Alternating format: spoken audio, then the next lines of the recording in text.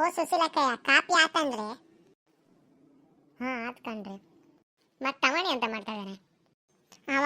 Big boss ಅಂದ್ರೆ ಸಾಕು, TV ಮುಂದೆ ಕೂತಿರ್ತೇನೆ ಯಾವಾಗ ನೋಡಿದ್ರು. ಓ ನಿಮ್ಮನೇಲಿ ಬಿಗ್ ಬಾಸ್ ನೋಡ್ತೀರನ್ರಿ? ಹೂ ಕಣ್ರಿ.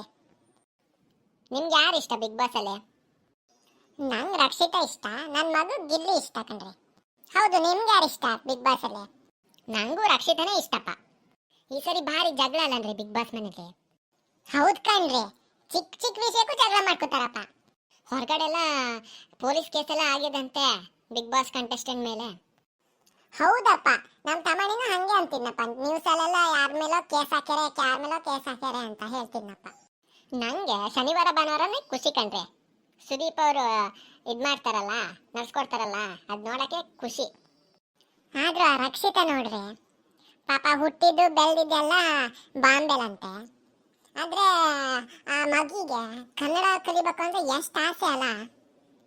ಹೌದ್ ಕಣ್ರಿ, ನೀವ್ ಹೇಳಿದ್ 100% ನಿಜ. ನಮ್ ಕರ್ನಾಟಕದಲ್ಲೇ ಇಟ್ಕೊಂಡು ಎಷ್ಟೋ ಜನ ಕನ್ನಡನೇ ಮಾತಾಡಲ್ಲ, ಅಂತವರಿಗೆಲ್ಲ ರಕ್ಷಿತಾ ನೋಡಿ ಬುದ್ಧಿ ಕಲಿಬೇಕು. ಹೌದ್ ಕಣ್ರಿ. ಆಮೇಲೆ ಆ ಗಿಲ್ಲಿ ಅದನಲ್ಲ, ಅವಂತೂ ಭಾರಿ ನಗ್ಸ್ತಾನ್ ಕಣ್ರಿ. ನಮ್ಮನೇಲೆಲ್ಲ ಬಿದ್ದು ನಗ್ತಿರ್ತೀವಿ ಅವನ್ ಕಾಮಿಡಿಗೆ. ಮತ್ತೆ ಕಾವ್ಯನೂ ಅಷ್ಟೇ, ಭಾರಿ ಚೆನ್ನಾಗಿ ಮಾತಾಡ್ತಾಳೆ ಮಾರ. ಹೂ ಕಣ್ರಿ, ಕಾವ್ಯ ಮತ್ತೆ ಗಿಲ್ಲಿ ಸ್ನೇಹ ತುಂಬಾ ಚೆನ್ನಾಗಿ ಬರ್ತಿದೆ. ಆದ್ರೆ ನಮ್ ರಘು ನೋಡಿ ಸಲ್ಯೂಟ್ ಹೊಡಿಬೇಕು ಕಣ್ರಿ, ನಿಜವಾಗ್ಲು. ಯಾಕಂದ್ರೆ ಬಂದ್ 4 ವಾರದಲ್ಲಿ 2 ಸರಿ ಕ್ಯಾಪ್ಟನ್ ಆಗ್ಯಾರ, ಭಾರಿ ಖುಷಿ ಆಯ್ತು ಮಾರ. ಆದ್ರೆ ಜಾನ್ವಿ ಮತ್ತೆ ಅಶ್ವಿನಿ ಒಂದ್ಸರಿ ದೂರ ಆಗ್ತಾರೆ, ಒಂದ್ಸರಿ ಹತ್ರ ಆಗ್ತಾರೆ, ಒಂದ್ಸರಿ ದೂರ ಆಗ್ತಾರೆ, ಒಂದ್ಸರಿ ಹತ್ರ ಆಗ್ತಾರೆ ಮಾರ. ಬಿಗ್ ಬಾಸ್ ಮನೇಲಿ ನಿಜವಾಗ್ಲೂ ಹೇಳ್ಬೇಕಂದ್ರೆ ಗಿಲ್ಲಿ ಮತ್ತೆ ಅಶ್ವಿನಿ ಇರೋದ್ರಿಂದನೇ ಏನೋ ಒಂಥರ ನೋಡಕ್ ಮನ್ಸ್ ಬರೋದು, ಇಲ್ಲಾಂದ್ರೆ ಎಲ್ಲಿ ನೋಡ್ತಿವ್ರಿ. ನೀವ್ ಹೇಳೋದು ನಿಜನೇಯ. ಹೋಯ್, ಎಲ್ಲ ಗನಗದಿರಾ? ಮತ್ತೆಂತ ಈ ಹೆಂಗಸರು ಬಿಗ್ ಬಾಸ್ ಕತೆ ಪುರಾಣ ಹೊಡಿತಾ ಕೂತ್ರ ಅಂತ ಮಾಡ್ರ? ನಮ್ಗಂತೂ ಬಿಗ್ ಬಾಸ್ ಅಂದ್ರೆ ಪಂಚಪ್ರಾಣ. ಹೋಯ್, ಹಂಗಾರೆ ನೀವು ಎಲ್ಲ ಬಿಗ್ ಬಾಸ್ ನೋಡ್ತೀರಾ ಏನ್ ಕತೆ?